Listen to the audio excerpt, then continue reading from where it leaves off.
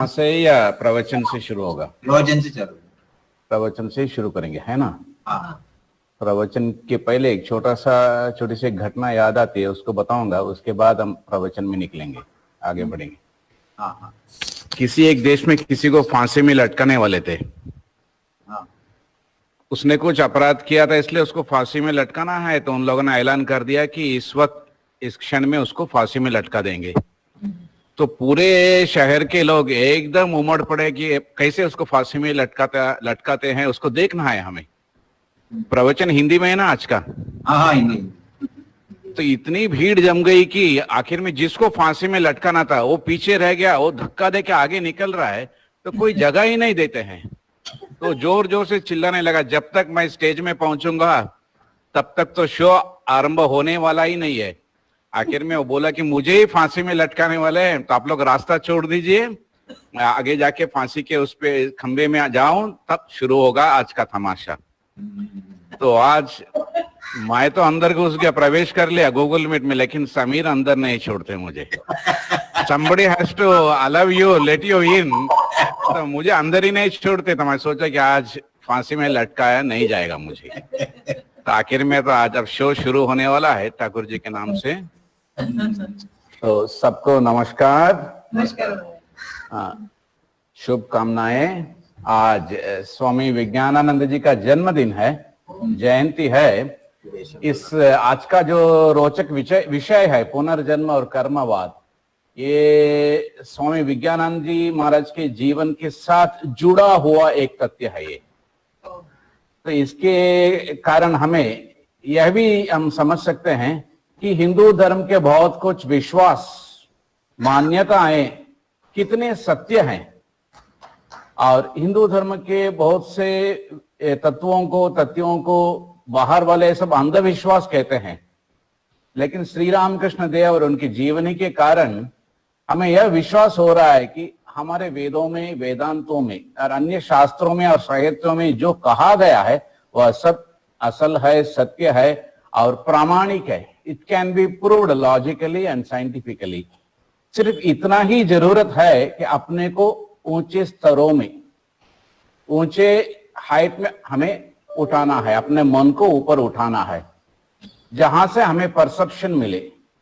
जैसे एक साधारण व्यक्ति नीचे खड़ा हो तो उसे कुछ दिखाई देगा, लेकिन वही आदमी 10वें मंजिल में पहुंच जाए या 20 मंजिल वाले इमारत के ऊपर टेरेस में पहुंच जाए, उसे 10 किलोमीटर की दूरी पर क्या हो रहा है उसे दिखाई देगा।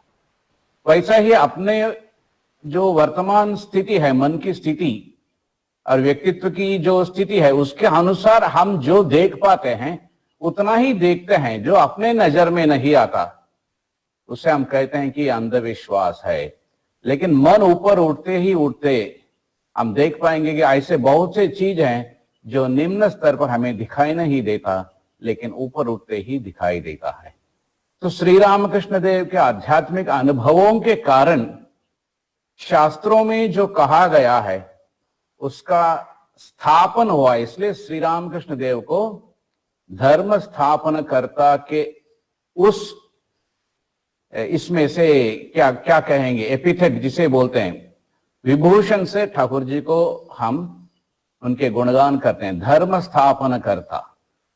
तो ठाकुर जी के मंत्र से आज का हम प्रोग्राम शुरू करेंगे। ओम स्थापकाय च धर्मस्य सर्वधर्म स्वरूपिणे अवतार वरिष्ठाय रामकृष्णाय ते नमः। जननीं शारदां देवीं रामकृष्णं जगद्गुरुं पादपद्मे तयो श्रित्वा प्रणमामि मुहुर्मुहुः। नमः श्रीयतिराजाय विवेकानंद सूरये सच्चित् सुख स्वरूपाय स्वामिने तापहारिणे। जय श्री राम कृष्णा। सबका मंगल हो, कल्याण हो। अच्छा गोखले जी, इसको आप रिकॉर्ड कर रहे हैं क्या? रिकॉर्ड कर कर दीजिए, क्योंकि एक डिवोटी बॉम्बे आश्रम के वो पूछ रहे, एक ही रिकॉर्ड करके मुझे दे दीजिए। हाँ, समीर को बोलना था मैंने हाँ, एक्चुअली। समीर, हाँ इसमें नहीं होता है तो कर रहे हो समीर। हाँ, रिकॉर्ड कर दिए। इसमें एक फायदा है, क्योंकि वो डिवोटी हरिपाठ का डोनर है। हाँ हाँ हाँ, अच्छा अच्छा। इसलिए इसलिए उनको भी उनको देखना पड़ेगा। हाँ, हाँ हाँ ठीक। तो भगवत गीता के एक श्लोक से हम शुरू करेंगे। हाँ ये पुनर्जन्म का कैसे उसमें उल्लेख किया है। हाँ हाँ हाँ। भगवत गीता एक प्रामाणिक शास्त्र है, यानी लॉजिकल एक्सपेरिमेंटल फिलॉसफी है Bhagavad Gita. You can experiment with it. तो श्री कृष्ण कहते हैं, न जातु तिष्ठति क्षणमपि अकर्मकृत कार्यते ह्यवश कर्म सर्वै प्रकृति जैर्गुणै। यानी कोई भी जीव जंतु या प्राणी जो जन्म लिया है इस प्रपंच में, कर्म विहीन कोई भी जंतु इस प्रपंच में नहीं रह सकता है। कार्यते ही ह्यवशक कर्म, अपने प्रकृति या स्वभाव के कारण सब विवश होकर कर्म करते हैं।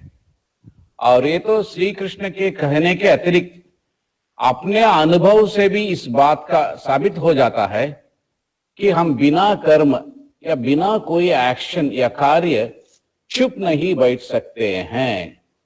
कि कोरोना ने हमारे लिए कितना बड़ा परीक्षा रखा।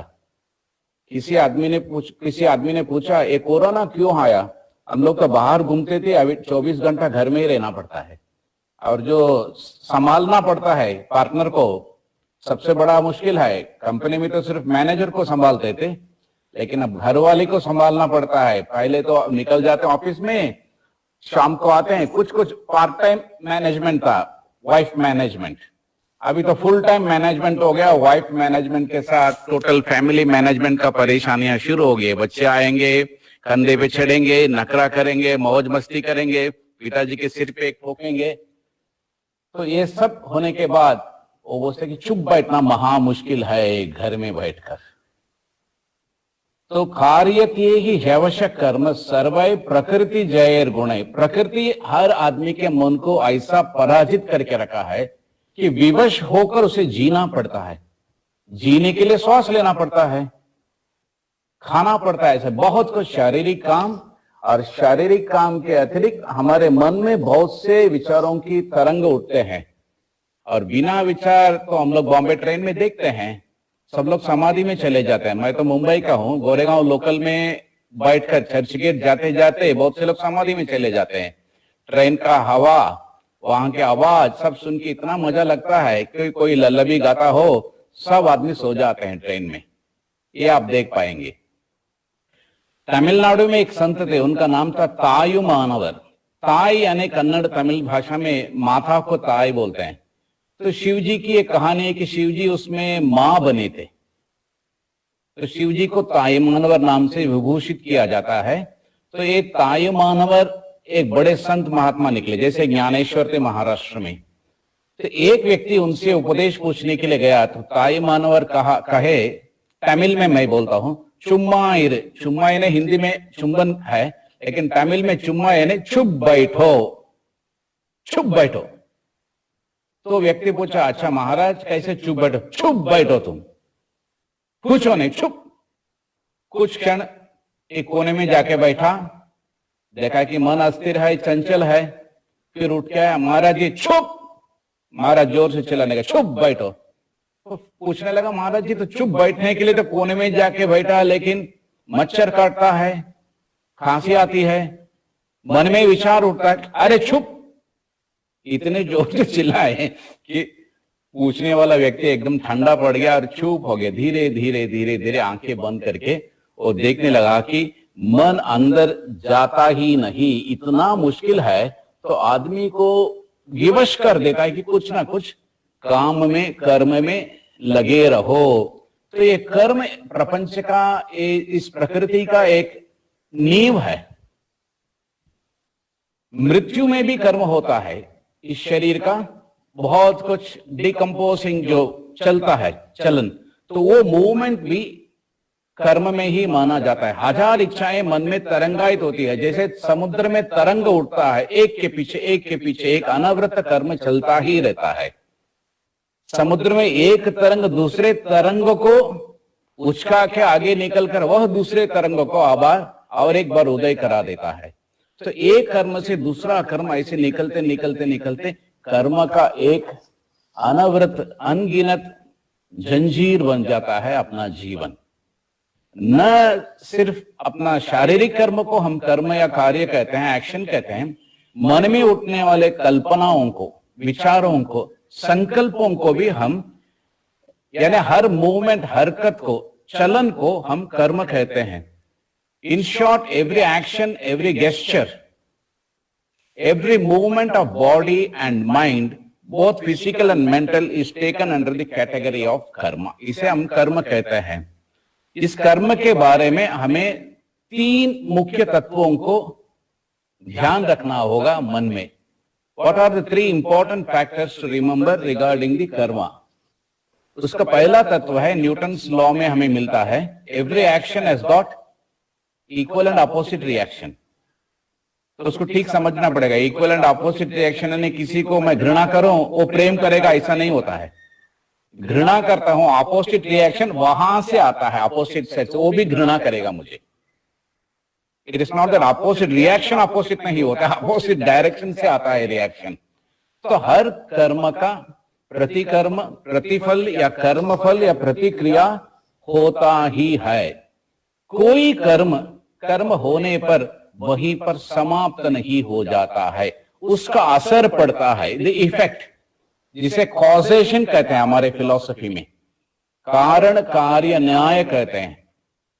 तो हर कर्म का अपना एक प्रतिक्रिया, एक प्रतिफल, एक प्रतिकर्म, रिएक्शन होता ही है। जैसा मिर्ची खाने से जीवा जलती है,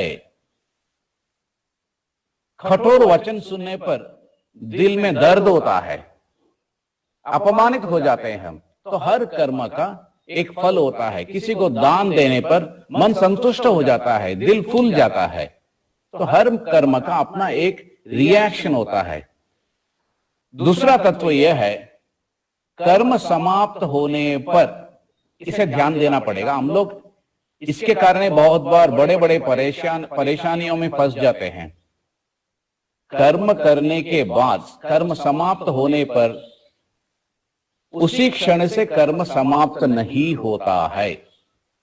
बाहरी दुनिया में, अपने दृश्य प्रपंच में, शारीरिक स्तर पर या मानसिक स्तर पर चाहे वो कर्म समाप्त हो, लेकिन कर्म वही समाप्त पूर्ण नहीं होता है।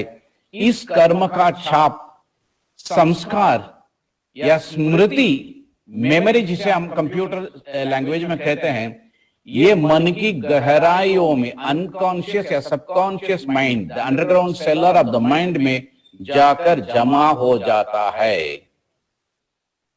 जैसा बैंक में हम डिपॉजिट करते हैं, हमारा फाइनेंस वहां पर जमा होकर फिक्स डिपॉजिट, जिसे कैपिटल कहते हैं, वहां पूंजी के रूप में जमा हो जाता है। उस अनकॉन्शियस अवचेतन मन के स्तर से बार बार बुदबुदे की तरह अपने चेतन मन में आकर इच्छा बनकर बार बार हमें कर्म में प्रेरित करा देता है, विवश करा देता है। किसी को आप पूछो, किस लिए तुमने चोरी किया? पता नहीं, पता नहीं, उसका पता, एड्रेस उसके मन में ही है, क्योंकि इसके पहले बहुत बार चोरी किया उसने। उस चोरी की आदत ने उसे वापस मन के अंदर से बुदबुदे के पानी में, जैसे बुड़बुड़ा निकलता है कुएं के पानी से, बाहर आके फुटता है। उसके बाद ही उसे पता चलता है कि कहीं से, कहां से आकर ये विचार, पुराने स्मृति ने मुझे वापस कर्म में प्रेरित कर दिया। करने के बाद उसे याद आता है, अरे मैंने क्या किया।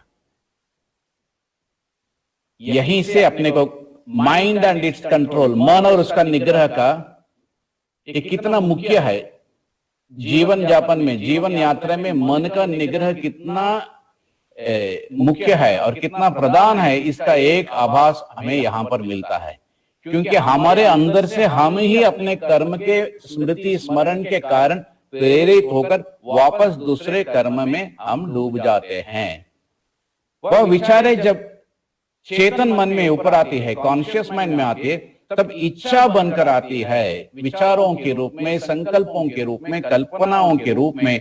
ऊपर आते ही हम विचार के जाल में पड़कर विवश हो जाते हैं काम करने के लिए।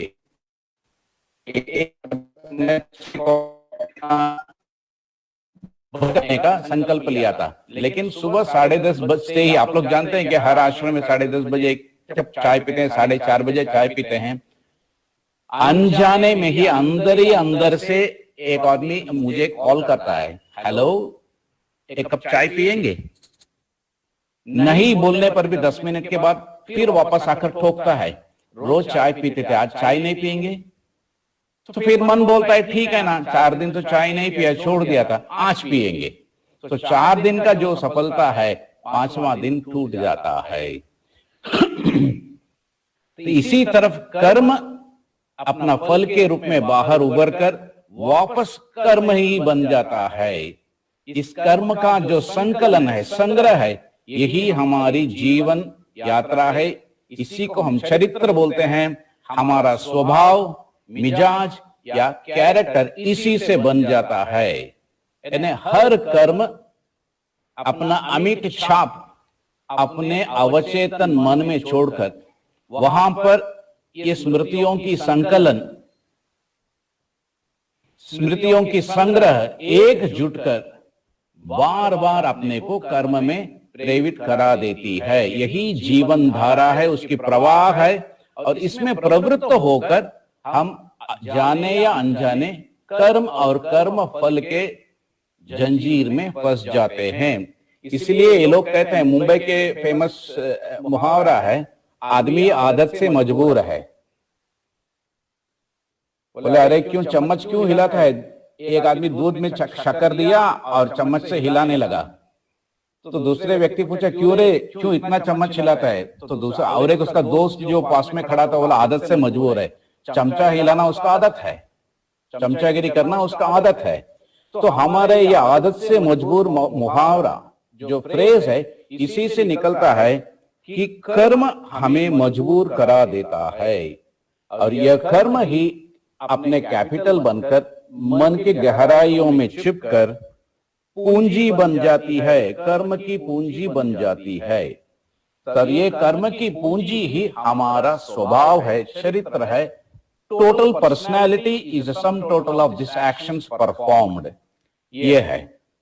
तो एक कर्म के बारे में हमें और 3 विषयों को जानना पड़ेगा, क्योंकि वही ही हमारी जीवन धारा कैसी चलेगी उसे निर्धारित करती है। उसकी सीमा वही लगा देती है, जैसे लक्ष्मण रेखा कोई लगाते हैं। तो ये 3 विषय क्या है? ये 3 विषयों को हमारे योग के आचार्य पतंजलि मुनि अपने योग सूत्रों में कहते हैं, कर्म 3 विषयों को निर्धारित करता है। कर्म determines 3 important facts of our life. ये क्या है? पहला है जाति। जाति यानी जो दैनंदिन जीवन में हम व्यवहार करते हैं, वह पद जाति, कास्ट नहीं है। जाति हियर मीन्स स्पीसीज, यानी किस राशि में, क्या बोलते हैं आप लोग स्पीसीज को हिंदी में क्या बोलते हैं? मनुष्य वर्ग है, वर्ग, मनुष्य वर्ग, जानवर, पशु वर्ग, पक्षी वर्ग, पेड़ पौधों की वर्ग है। इस ग्रुप में, किस ग्रुप में हम जन्म लेंगे? एक कौन सी चीज, कौन सी तत्व इसे निर्धारित करती है? कर्म ही निर्धारित करती है कि आप आदमी के राशि में जन्म लेंगे या असुर राशि में। अभी भी असुर लोग है, अंडरग्राउंड जो स्मगलर्स है वो सब असुर राशि हैं। बहुत से मूवी देखने से आपको पता चलेगा, उन लोगों का जो व्यवहार है बिल्कुल असुर और राक्षस जैसा ही है। कभी कभी आप पेड़, कभी पौधे, कभी पक्षी, कभी कभी देव राशि में भी हम जन्म लेते हैं और मनुष्य राशि में आमतौर पर हम जन्म लेते हैं। तो ये कर्म ये चीजों को उल्लेखित करता है कि किस जाति में हम जन्म लेंगे। इसलिए वो कहते हैं, जैसा कर्म करेगा वैसा फल देगा भगवान। यह है गीता का ज्ञान। उदाहरण के लिए आपको मैं एक बताऊं, जड़ भरत का जो कहानी है, जड़ भरत संत मुनियों के साथ रहते थे। मुझे समय का भी याद रखना पड़ेगा। तो जड़ भरत संत मुनियों के साथ रहते थे। किसी ने एक दिन हरिण को मार दिया। गर्भावस्था में वो हरिण मृत्यु के समय एक बच्चे को जन्म देकर हरिण मर गई। तो ये जड़ भरत उसका दिल द्रवित हो गया। वो बच्चे हरिण को लेकर उसने पालन पोषण किया।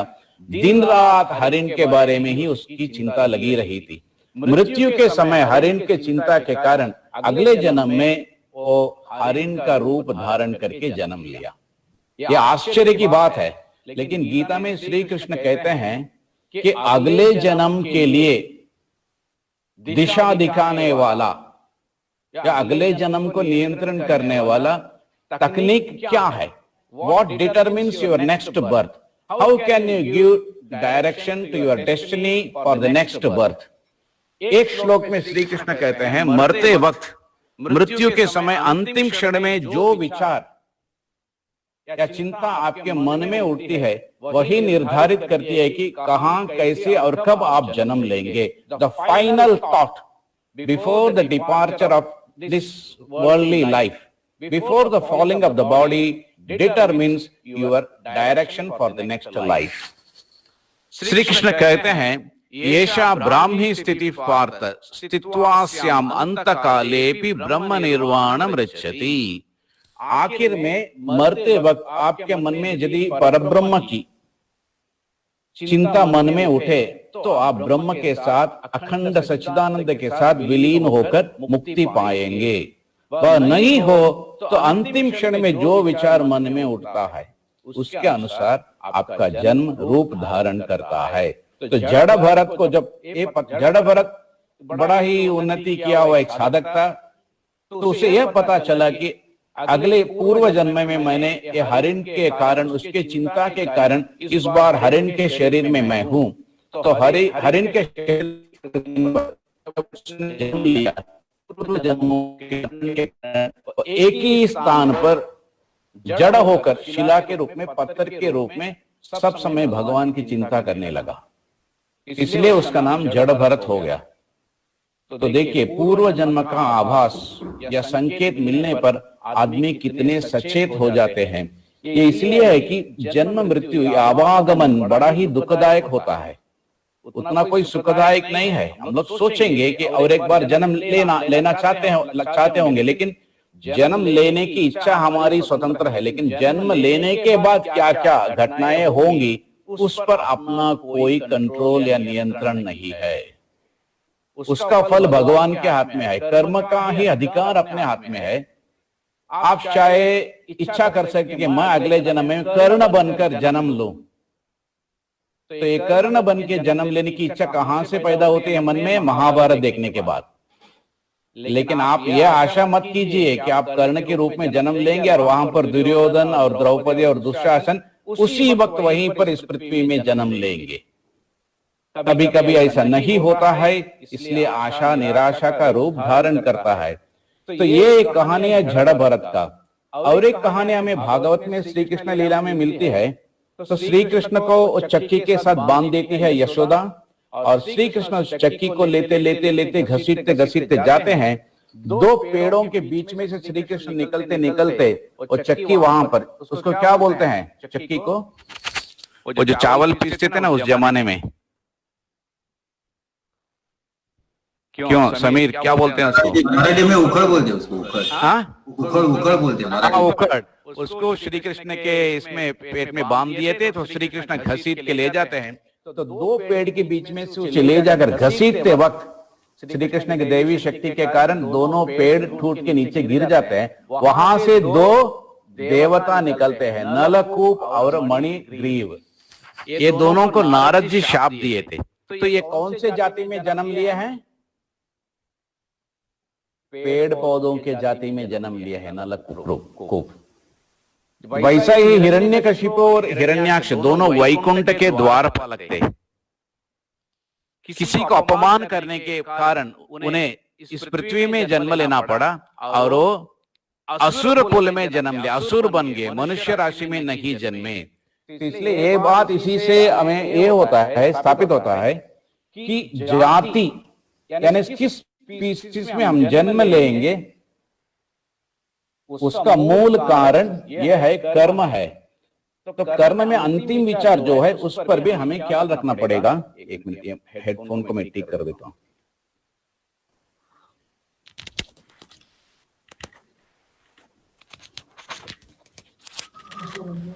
महाराज जी, आप माइक जो है ना वो आप इधर इधर लगाइए। आप माइक जो है हाँ? माइक जो है ना आपका हाँ। वो इसको लगाइए आप अपना कॉलर में हाँ ऐसा, तो फिर आपको हाथ में पकड़ना ही पड़ेगा। पकड़ने की जरूरत नहीं पड़ेगी। अच्छा, और आवाज सुनाई तो देती ये है? सुनाई देता है ना आपको, तो हाँ, पकड़ने की जरूरत नहीं पड़ती है।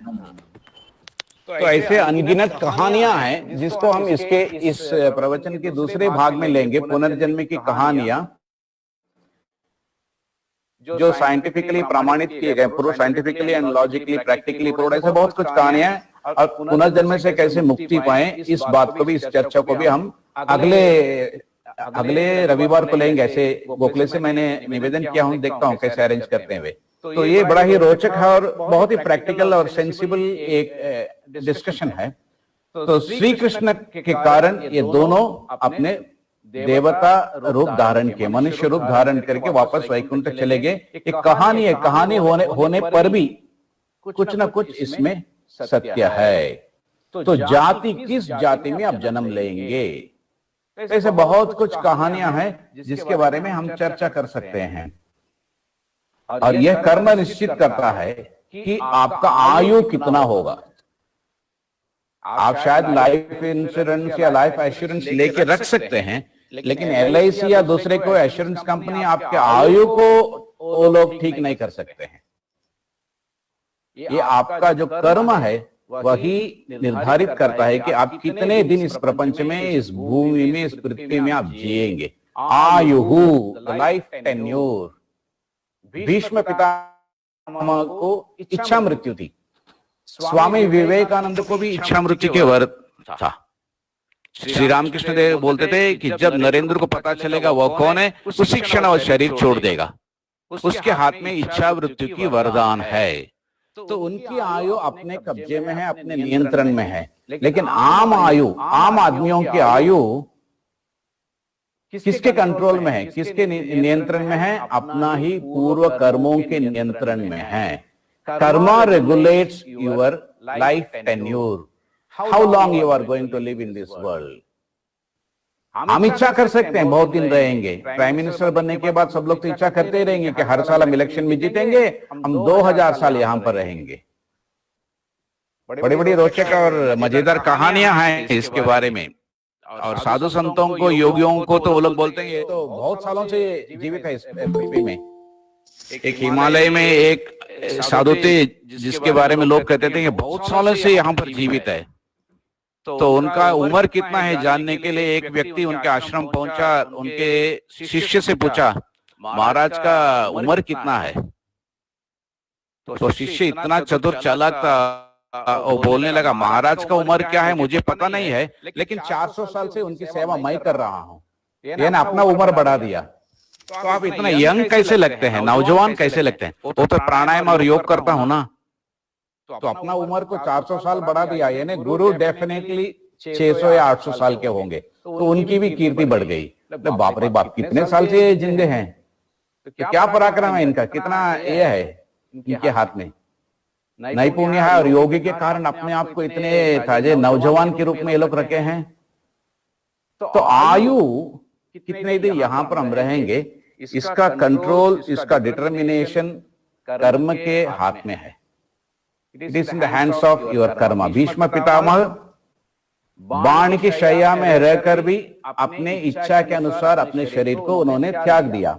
मार्कंडेय जन्म से 16 साल के और जन्म लेते हैं ना, आप लोग जानते हैं मार्कंडेय को। फिर शिव जी के वर्षे और 16 साल उनको मिला। आदि शंकराचार्य 16 साल में उनकी मृत्यु निर्धारित की गई थी, निश्चित की गई थी, लेकिन अपने गुरु कृपा से, ईश्वर कृपा से उन्हें और 16 साल मिला सनातन धर्म की प्रचार करने के लिए। तो विवेकानंद की आयु, स्वामी जी कहते थे कि I will not live to see 40। हम लोग चाहते हैं कि स्वामी विवेकानंद 70 साल रहने से कितना अच्छा होता था, लेकिन श्रीमान शारदा बोलती थी अब नरेंद्र यदि जिंदा होता तब अंग्रेज लोग उसे जेल में डाल देते। तो आयु, और कोई कोई बचपन में मर जाते हैं। आप लोगों को पता है कि परीक्षित की कहानी है ना, जब अश्वत्थामा ने ब्रह्मास्त्र छोड़ा तो परीक्षित तो गर्भ में थे। परीक्षित राजा जो भागवत के कारण बने, श्री कृष्ण ने परीक्षित को बचाया ब्रह्मास्त्र से। तो बहुत से लोग गर्भ में ही मर जाते हैं। अबॉर्शन जब होता है तो आयु घट जाता है ना। जन्म लेने के पहले गर्भ में ही मर जाता है। कैसे ये लोग मर जाते हैं? इनकी मृत्यु के कारण क्या है? तो कहते हैं शास्त्रों में मृत्यु का कारण है कर्म ही कारण है इसका। भ्रूण हत्या बोलते हैं, जो गर्भ में ही मर जाते हैं। अगले क्लास में हम लेंगे कि कैसे अबॉर्शन में मरते वक्त क्या क्या अनुभव होता है, वो कहानियां कैसी है, तो कैसी उसकी फल मिलती है, ये सब हम अगले क्लास में लेंगे। तो कर्म की पूंजी खत्म होते ही शरीर छूट जाता है। तो आप लोग यदि एक्टिव ऑडियंस होके सुनते होंगे तो यहाँ पर एक प्रश्न उठेगा, तो महाराज कितने जन्मों का फल एक जन्म में मिलता है? सब कर्म एक साथ छूट जाता है या कुछ कुछ फल कर्म का फल मिलता है? कैसा है इसका कॉम्बिनेशन परमिटेशन होता है? तो पतंजलि मुनि कहते हैं, तो एक जन्म लेते समय उस जन्म के लिए फेवरेबल कौन सा कर्म है, वो सब एक साथ जुड़कर वहां पर अपना फल देना शुरू कर देता है। उदाहरण के लिए आप लोग इच्छा किए होंगे कि हम अर्जुन के रूप में जन्म लेंगे, तो अर्जुन के रूप में जन्म लेना है, तो वैसे वैसे कर्म एक साथ जुड़ जाते हैं। जो अर्जुन के कर्म में जीवन में जो जो अनुभव को प्रदान कर सकते हैं, वो सब कर्म एक संख्या बनकर अर्जुन के रूप में जन्म लेती है। Most favourable suitable karmas come together and they start giving their fruits in that particular life. तो यह है द्वितीय तत्व आयुः। तो आयु जितना होगा उसमें तीसरा तत्व को बुलाता है भोगः, एक्सपीरियंसेस। तो एक्सपीरियंसेस यानी अनुभव।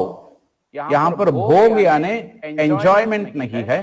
भोग इन संस्कृत मीन्स एक्सपीरियंसेस, सुख का अनुभव और दुख का अनुभव। ये दोनों अनुभव के अंदर ही आ जाते हैं। तो क्या क्या अनुभव एक्सपीरियंसेस हमें होगा? Tragic experiences, glorious experiences, triumphant experiences. तो ऐसे क्या क्या एक्सपीरियंसेस हमें होगा, इसे कौन निर्धारित करता है? Who determines? कर्मा डिटरमिन्स। जैसे आप कर्म किए हैं उसी कर्म के अनुसार आपका जीवन भी सुखदायक या दुखदायक होता है या आनंददायक हो सकता है जब आप आध्यात्मिक जीवन में प्रवेश करते हैं। ये सब कर्म के ऊपर निर्भर है। तो ये तीन विषयों को हमें ध्यान में रखना पड़ेगा। तो अगले जन्म में हम कैसे आएंगे इस पृथ्वी में, कैसे जन्म लेंगे, तो इसका तीन विषय है कर्म के। इसमें कर्म के रूप में जाति, आयु, भोग, ये तीनों को मन में रखते हुए, ध्यान में रखते हुए हर समय अपने कर्म को नियंत्रित कराना चाहिए।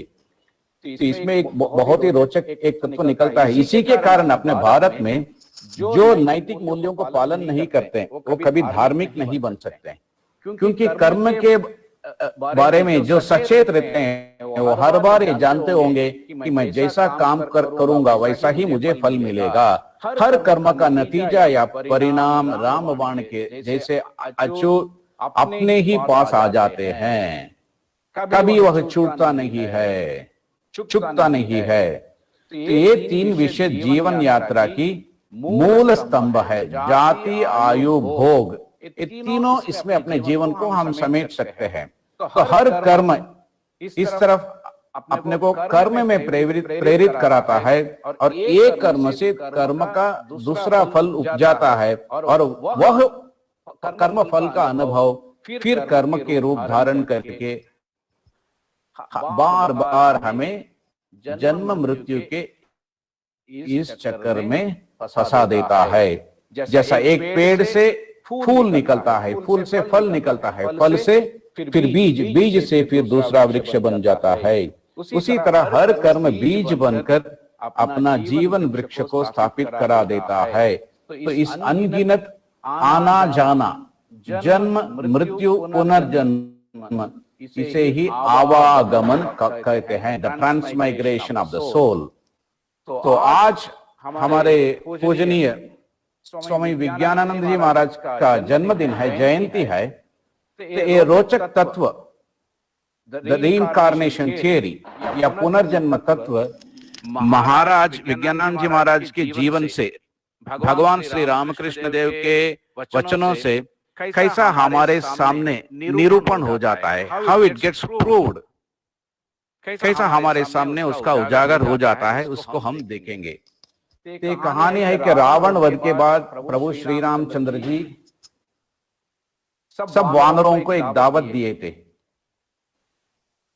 रामचंद्र प्रभु बड़े ही खुश हो गए थे, तो सब वानरों को इकट्ठा किए, एक मीटिंग के अरेंज किए उन्होंने और दावत किए। तो दावत के पहले सभा की व्यवस्था की गई थी।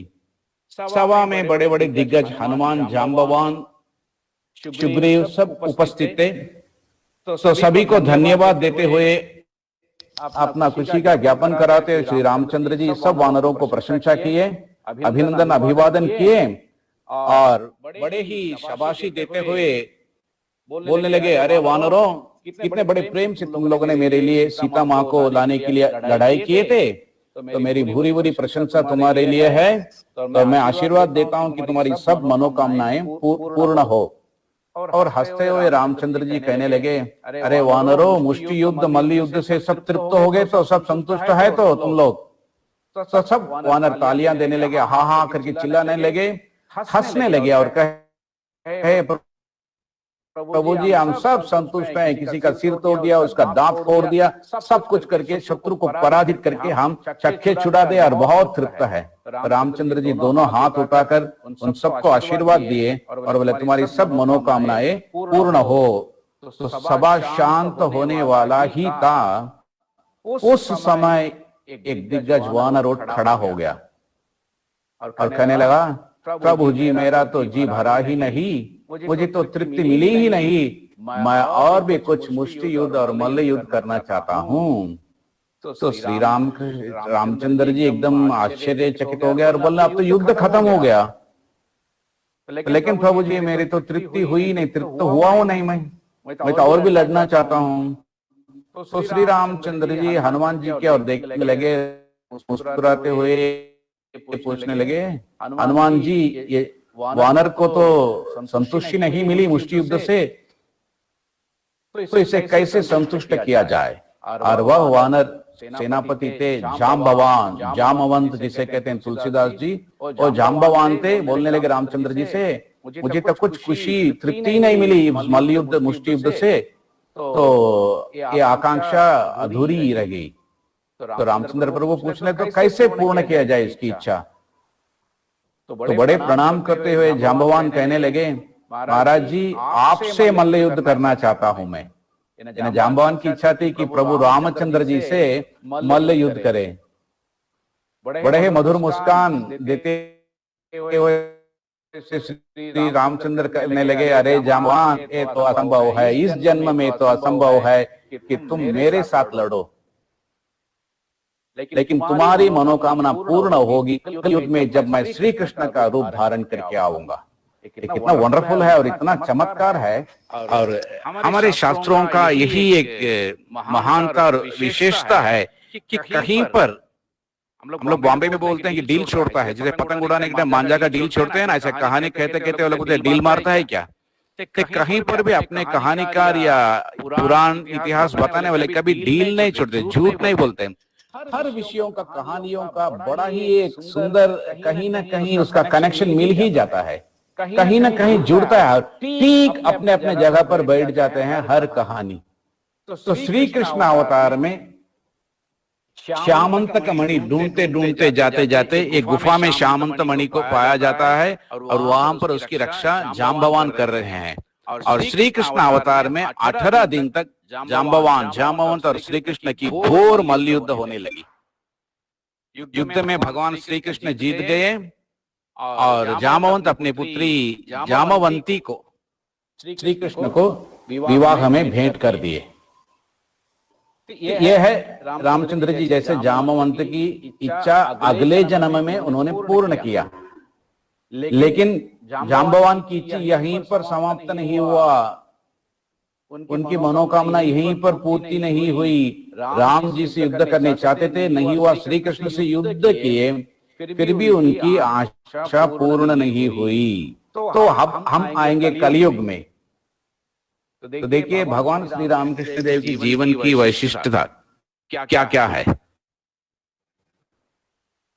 हर हिंदू विश्वासों को वह सही साबित करा देते हैं। उनका जीवन हिंदू विश्वासों का एक शिलान्यास बन जाता है, फाउंडेशन स्टोन। इस कलयुग में भगवान श्री रामकृष्ण देव आए हैं। कलकत्ता नगरी के एक बलवान नौजवान एक दिन आध्यात्मिक जीवन की खोज में दक्षिणेश्वर आ पहुंचे। दक्षिणेश्वर आ पहुंचे तो काली मंदिर के दर्शन कर रामकृष्ण देव के कमरे में प्रवेश करते हैं। देखते हैं कि सत्संग हो रहा है, बड़ा ही सुंदर और अद्भुत सत्संग हो रहा है, मन प्रसन्न करने वाला एक अद्भुत सत्संग हो रहा है, भजन हो रहा है। सत्संग भजन वार्तालाप के बाद सब चले जाते हैं भक्त लोग। उसके बाद उस कमरे में अवशेष दो व्यक्ति लेते हैं, हरि प्रसन्न और भगवान श्री रामकृष्ण देव। हरि प्रसन्न को देखते ही श्री रामकृष्ण देव उनके नजदीक आते हैं, मुस्कुराते मुस्कुराते, और पूछने लगे, क्या रे कुश्ती लड़ोगे मेरे साथ? तो ये हरि प्रसन्न को तो आश्चर्य होने लगा, अरे ये क्या परमहंस है भाई, हम तो भगवान के बारे में सुनने के लिए आए हैं और ये तो मुझे ललकार रहे हैं, क्या कुश्ती लड़ोगे मेरे साथ? और ठाकुर श्री रामकृष्ण देव का शरीर तो आप तो जानते हैं, भारती के गान में स्वामी जी लिखे हैं, चिन्मयम कोमलांगम, बड़ा ही कोमल शरीर था, नरम शरीर के थे भगवान श्री राम कृष्ण। और नौजवान हरि लंबे चौड़े 6 फुट से अधिक ऊंचे एक हरे आदमी, इतने बलवान, और उनसे श्री राम कृष्ण देव कुश्ती लड़ने के लिए इच्छा करते हैं।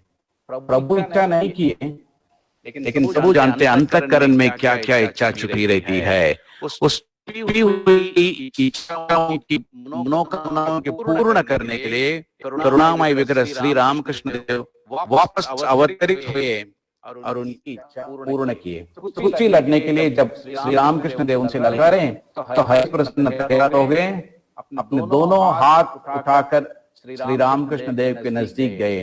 जाते जाते देखने लगे श्री रामकृष्ण देव अपने दोनों हाथ उठाकर, जैसे कुश्ती युद्ध करने वाले उस्ताद होते हैं, उनके तरफ सामने आकर स्वामी विज्ञानानंद महाराज हरि प्रसन्न के दोनों हाथ को एकदम पकड़ लिए, धीरे धीरे उनको सामने धकेलने लगे।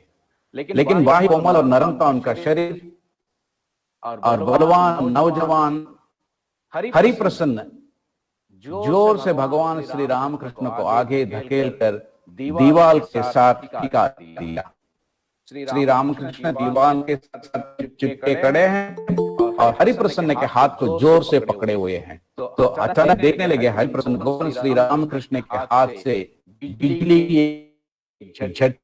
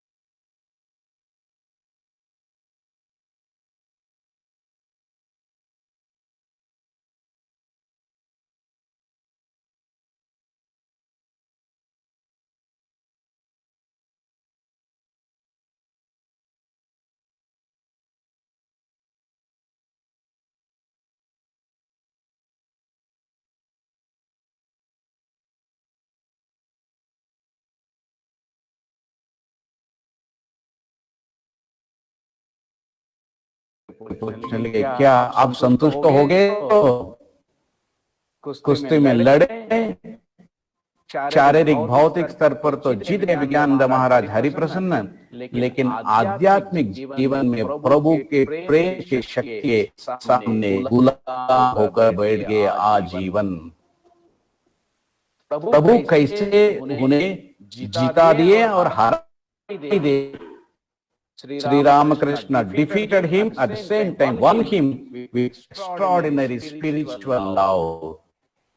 ये बहुत ही अद्भुत कहानी है। प्रभु पराजित कर देने पर भी ऐसा मन में एक विचार उठा देते हैं कि वो पराजित नहीं हुए हैं, उनके मन में परिपूर्णता उमड़ आ जाती है।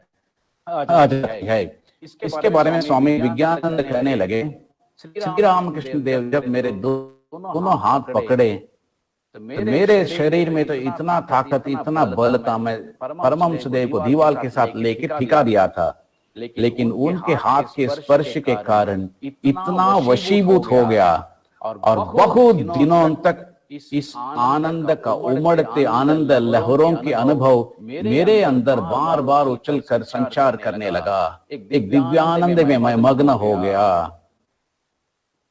तो ये है स्वामी विज्ञानानंद जी की जीवन कहानी, जहां पर श्री रामकृष्ण देव और स्वामी विज्ञानानंद महाराज के मिलन में इस पूर्व जन्म का तत्व अपना पूर्ण रूप धारण करके हमें यह विश्वास दिला देता है कि रीइंकार्नेशन या पुनर्जन्म सत्य है।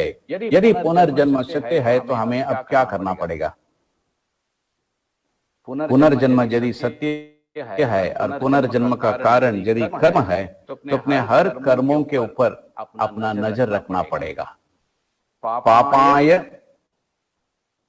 क्या वेद का एक श्लोक है, सर्वेषु वेदेषु व्यासस्ते वचनद्वयम् परोपकाराय पुण्यम पापाय परपीडनम। दूसरों को तकलीफ देने से, बुरे कर्मों से उसका परिणाम हमें ही भुगतना पड़ेगा, अच्छे कर्मों से, पुण्य कर्मों से उसका परिणाम भी हमें ही अनुभव करना पड़ेगा। इसलिए कर्म के नियंत्रण से जीवन को हम नियंत्रित कर सकते हैं, दिशा दे सकते हैं।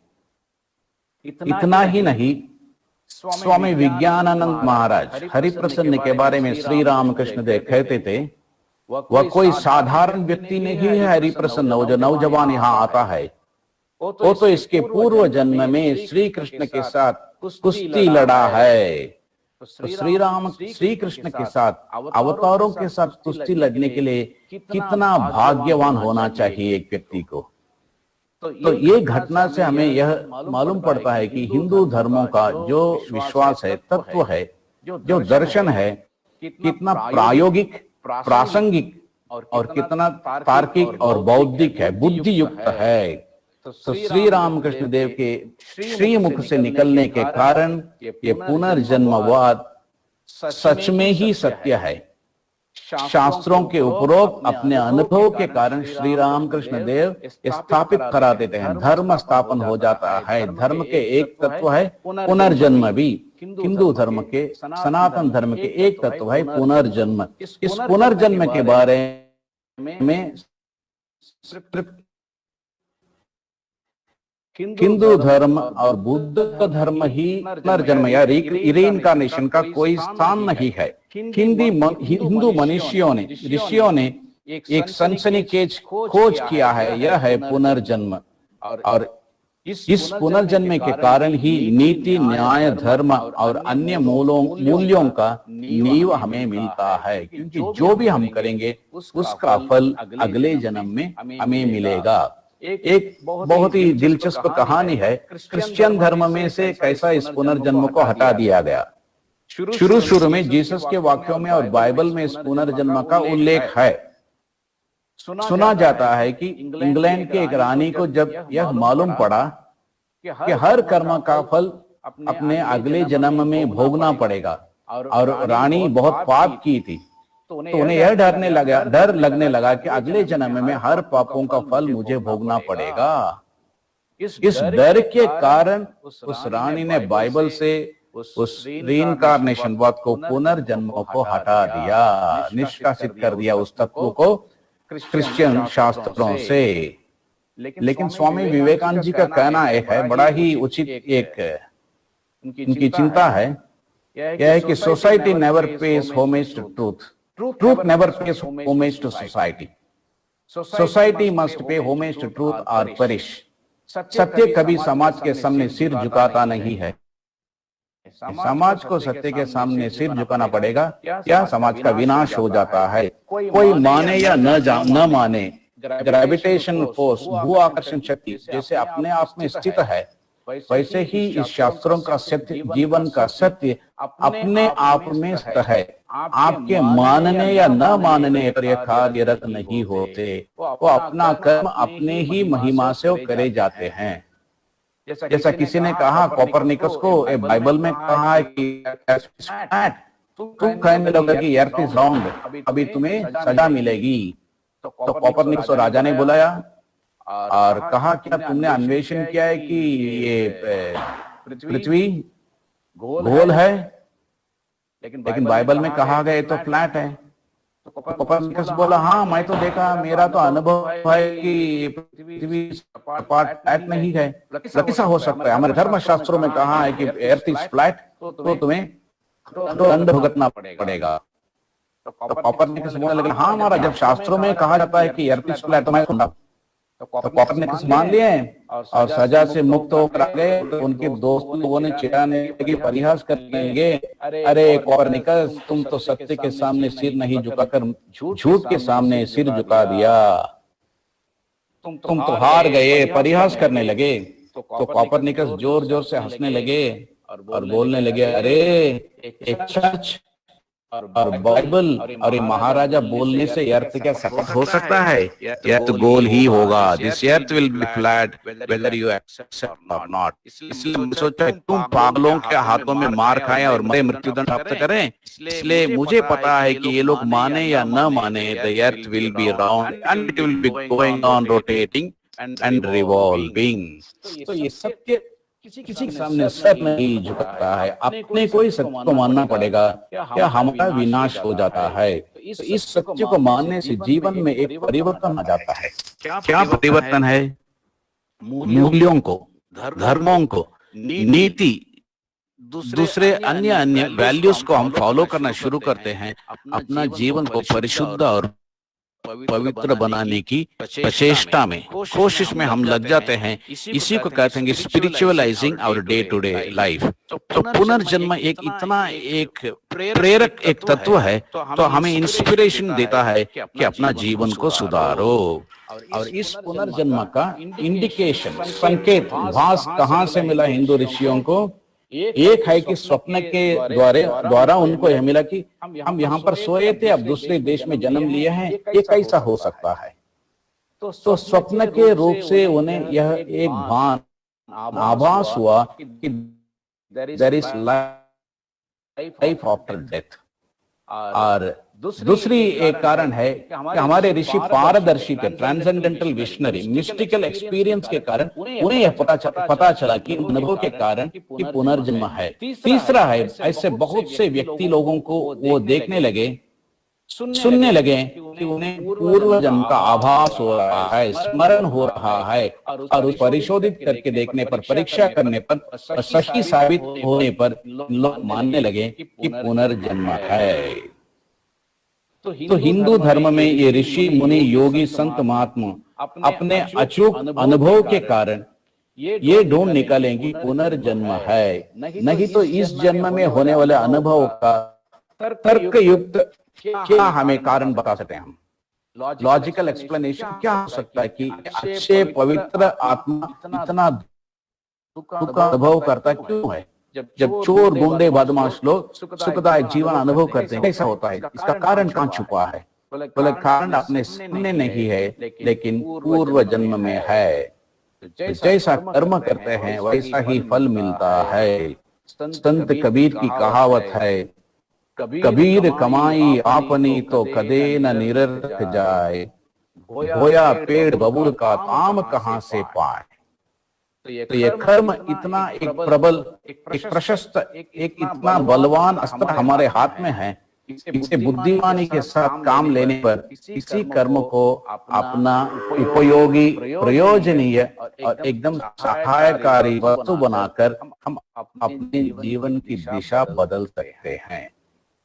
तो आप यही आपके विचार इसको हम समाप्त करेंगे। तो अगले क्लास में अगले शनिवार यदि हो सकता है तो अच्छा है, नहीं तो हम भूल जाएंगे।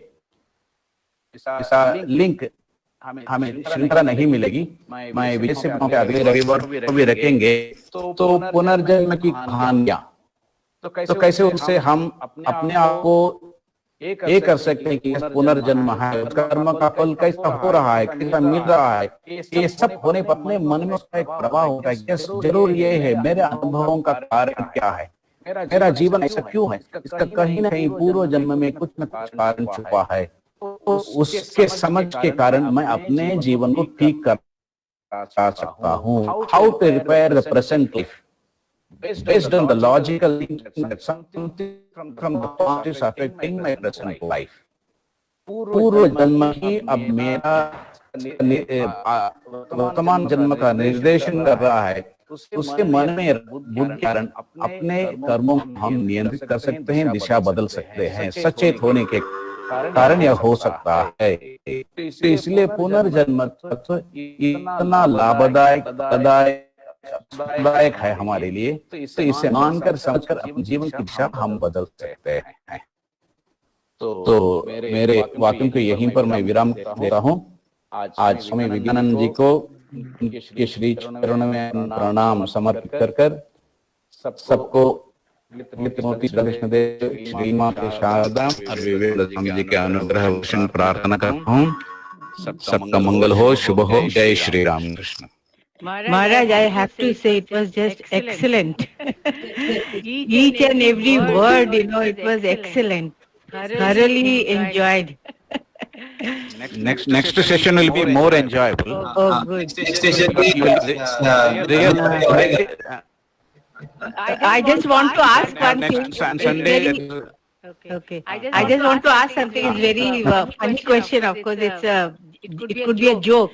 That do you think in my age I still have time to this thing my karma to repair or whatever? Oh, yes. See, you two things. One is close the door. मेरे इस उम्र में at this age I can't do anything, और दरवाजा बंद करके रख सकते हैं, है ना। एक रास्ता है, ये उपाय है। दूसरा उपाय अभी भी मुझे चांसेस है, अवसर है, दरवाजा खोलो, हवा अंदर आने दो, है ना। आप कोशिश कर सकते हैं, प्रयत्न कर सकते हैं। अभी ही आप यदि निश्चित करेंगे कि कुछ नहीं होगा तो नहीं होगा। यदि आप अपना मन खोल कर रखते हैं, दरवाजा खोलने से हवा कभी भी आ सकती है। अभी के लिए प्रयत्न कर सकते हैं। प्रयत्न से महान चीज कोई वस्तु अपने इस पृथ्वी में नहीं है। कोशिश कितना एक सुनहरा एक चीज है, गोल्डन थिंग। एफर्ट करो, कर्म करने की अधिकार हमारे हाथ में, लेकिन फल भगवान के हाथ में है। You can make effort. इसलिए तो जप यज्ञ चलाते हैं दीपा। अभी आप जप यज्ञ करते मरते वक्त आदत से आदमी मजबूर है ना। ये आदत जब अंतिम समय में आएगी तो जट से श्री रामकृष्ण देव आते हैं। चेन्नई रामकृष्ण मठ के सामने अपनी एक भक्त थी, जया उनका नाम था।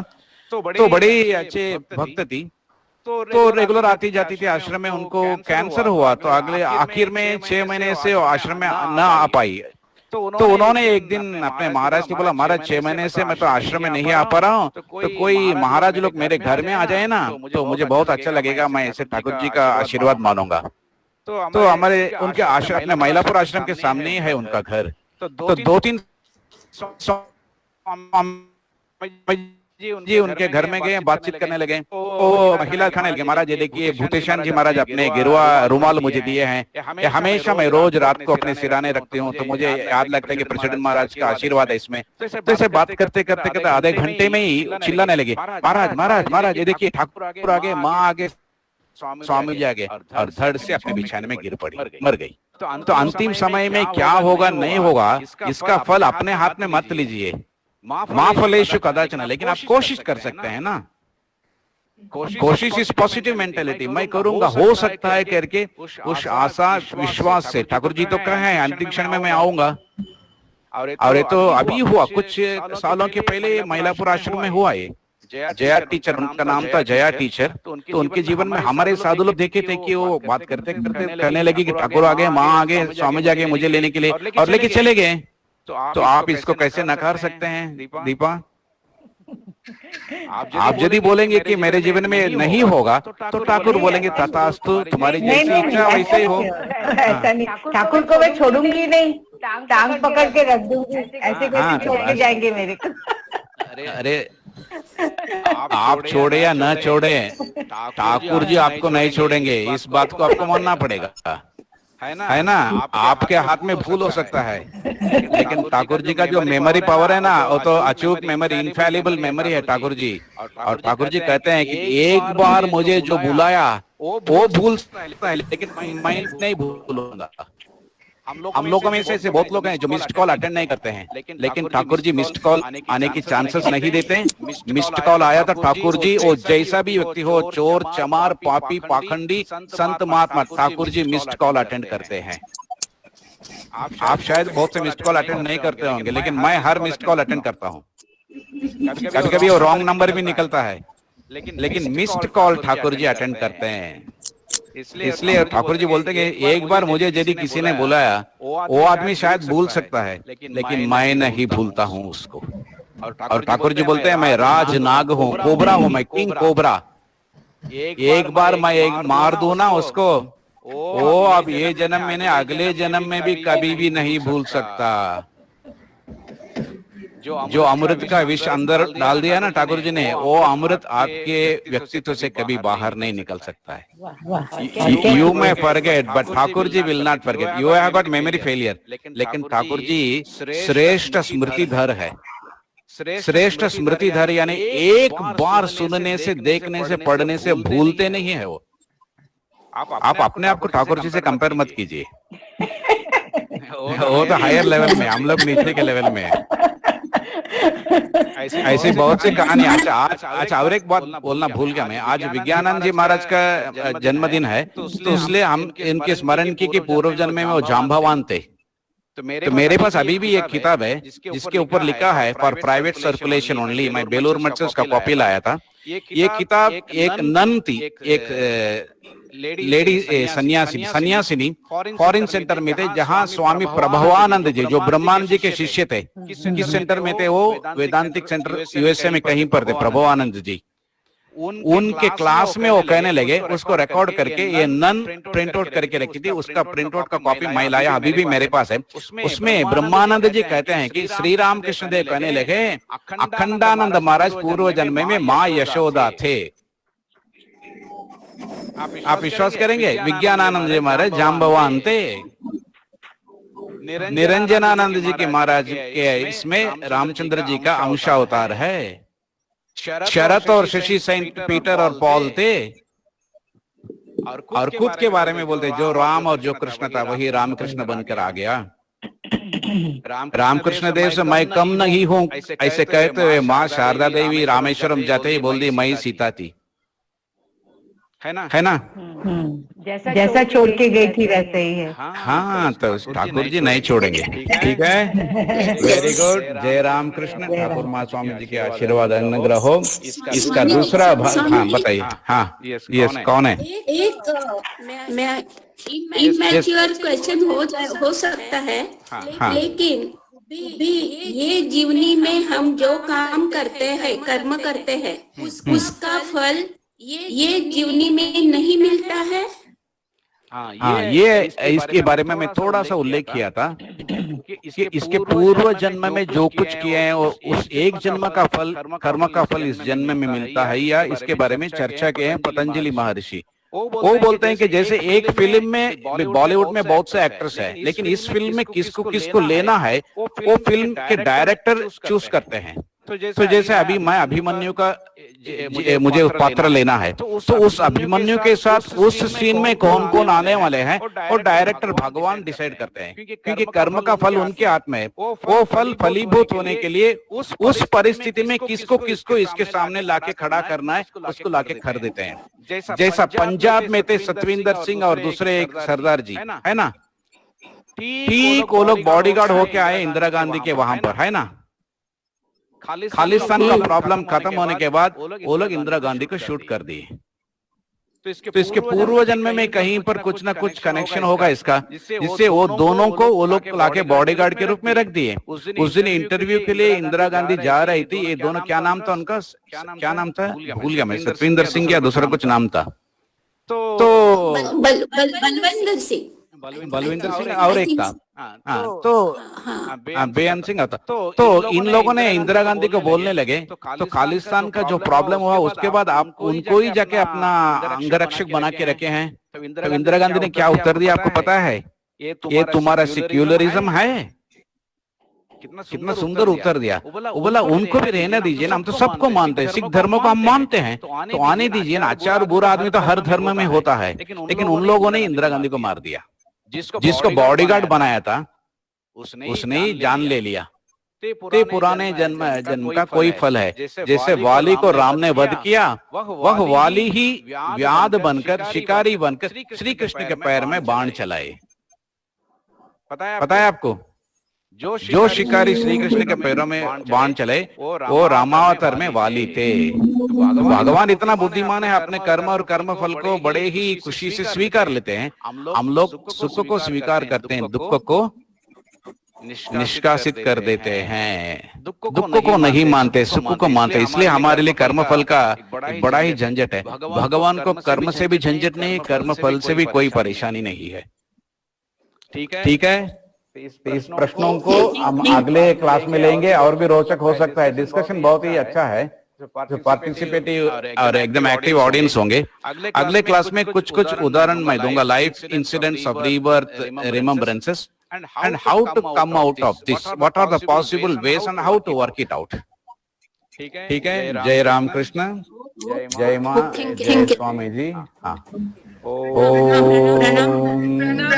नमस्कार, नमस्ते। कितना बज गया? 6:15। तो मैं अभी यहीं पर आपसे विदा लेता हूँ। श्राइन रेडी करना पड़ेगा हमारे आरती के लिए। ठीक है, वेरी गुड, नमस्ते। आपको लिंक भेजा हाँ, ओके। तो ये रिकॉर्ड करके जो लिंक है मुझे मेल दे देना। क्षमा फ्रांसिस को आप जानते हैं क्या, बॉम्बे आश्रम के? क्षमा, वही पूछने लगा। क्षमा फ्रांसिस, फर्नांडिस हो सकता है। वेरी गुड, नमस्कार, जय ठाकुर, जय माँ। कैसा साइन आउट करना है इसमें से? Leave meeting. तो लीव द, कहाँ पर होता है लीव द मीटिंग?